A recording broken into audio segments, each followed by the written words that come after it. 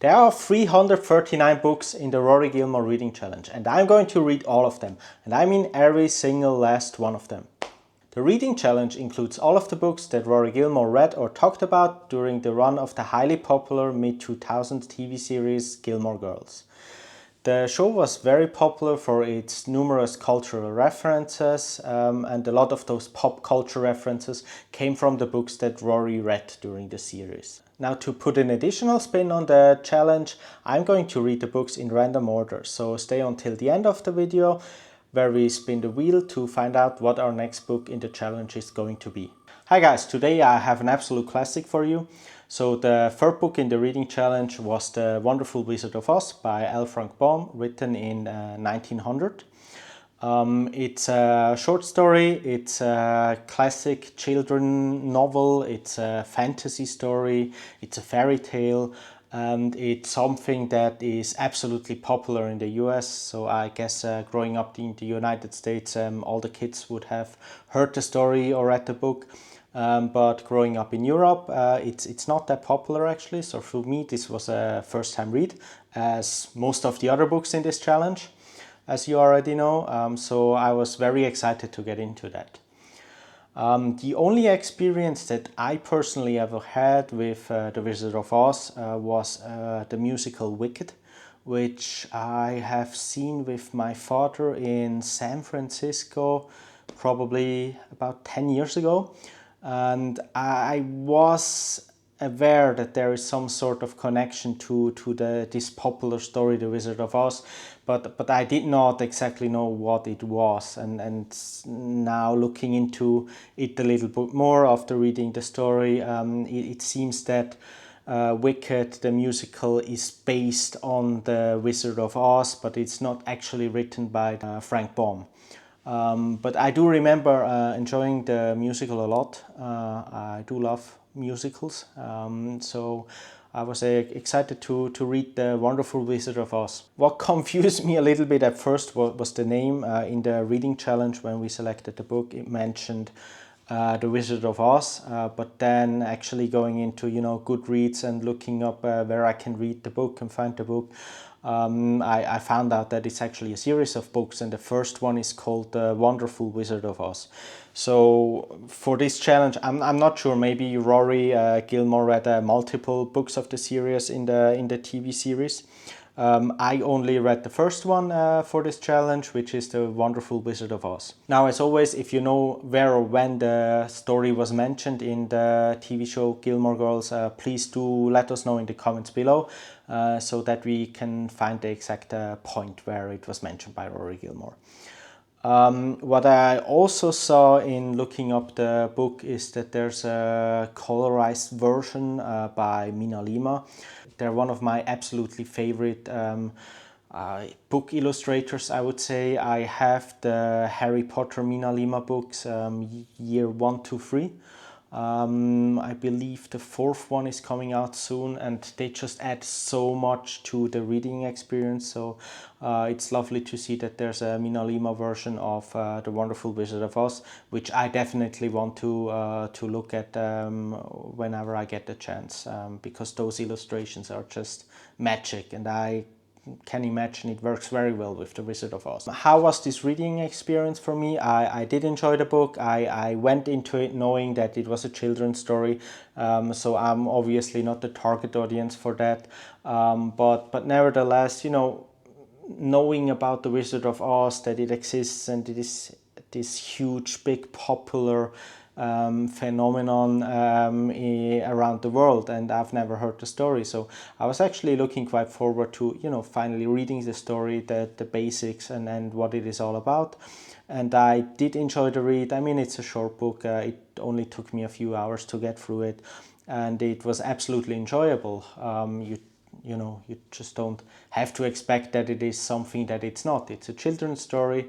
It's fantasy. It's a fairy tale, but it's cute. It's witty. It's beautiful. There's nice little writing style that Frank Baum uses that I enjoy quite a lot. I'm not sure how much I should get into the plot of the story here, as I assume most of you have read the story or know about the story. So the Wizard of Oz, the wonderful Wizard of Oz, obviously is about this little girl Dorothy, who grew up with her aunt and uncle in Kansas, on a farm in Kansas. Although I don't think it's mentioned why she's not with her parents, so that would be interesting to know if anybody knows more about the background of it a little bit. Maybe that is mentioned later on in the series of books. Anyway, so she grows up on this farm. They lead a very simple life. They have a small little house, and then not much else. And then there's a cyclone, a tornado coming in. The uncle is somewhere out working on the fields, and Dorothy is trying to get her dog into safety, Toto, before hiding in the cyclone shelter, and is not able to hide anymore. So she's just staying in the house when the house is being completely lifted away and carried away into the air by the cyclone.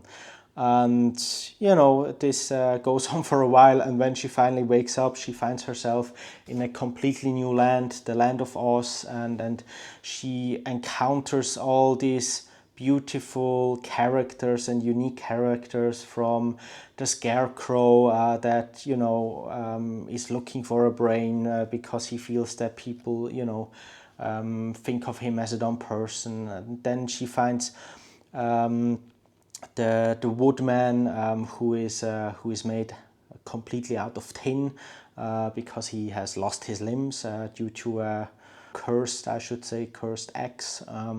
So there's a lot of these stories, and she meets these interesting characters along the way, and she's always very welcoming and is without the worry in the mind, going through everything with the final goal and the aim for her just to find her way back to Kansas. And along the way she makes those friends, and everybody is looking for something, and they want to go to the Wizard of Oz, whom they believe has the only power to grant them their wishes. So each and all of these characters, including Dorothy, have a wish that they want to get something from the Wizard of Oz.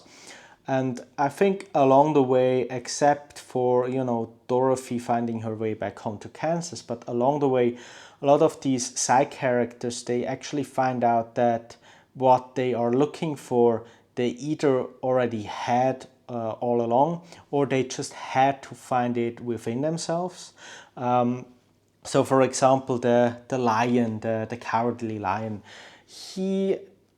all he really needed was confidence in himself, confidence in his actions, because people, and other animals, they were already respecting him. He was just still always afraid of everything and everybody. So he had to find it within himself to respect himself and to have confidence in his abilities. And that's what he found along the way. So for me, it was a very nice and beautiful story that surely can teach kids a lot about confidence, a lot about finding their own way, a lot about growing up. So I do think there's quite a lot of valuable lessons in that story, while at the same time also being just a nice, cute little story that is absolutely entertaining and beautifully written. So I really did enjoy my first read of The Wonderful Wizard of Oz. I rated the story as a 3 out of 5 stars. Again, for me, 3 out of 5 is perfectly fine.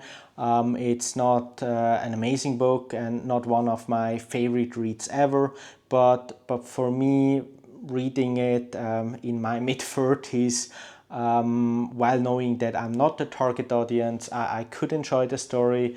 I do see how this became such a popular brand and such a popular franchise, and I'm very glad to finally know what the Wizard of Oz is all about. And maybe sometime in the future, it would be nice to read one or two of the other books in the series, but we will know. So yeah, let me know what is your experience with The Wizard of Oz. Did you grow up reading The Wizard of Oz? Was it something that was part of your education? What are your memories with The Wizard of Oz? Let me know in the comments below as well. Okay guys, now you all know what is coming now. We are 3 books down officially. We have 336 books left. So on here on my little spinning wheel I have 336 entries left on the wheel. So let's spin the wheel and let's see what we are going to get for our next challenge. Something nice please. What do we get? What do we get? Reading Lolita in Tehran, a memoir in books by Asar Nafisi. I've never heard of that. Memoir sounds interesting. We will see what this is about in the next video. So see you then. Goodbye.